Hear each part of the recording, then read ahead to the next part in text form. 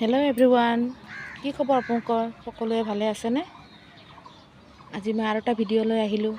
এইয়া দেখিছে, এই ফুলটো চিনি পায়নে? আগতেও মই ভিডিঅ' দিছিলোঁ এটা এই ফুলৰ। সৰু 1 বিঘামান ইমানমান ডাঙৰ মই ডাল এটা ৰুইছিলোঁ। সেই ডালৰ পৰা ইমান ডাঙৰ হ'ল গছটো। এইটো গছ, এইটো হয় গছটো, দেখিছে?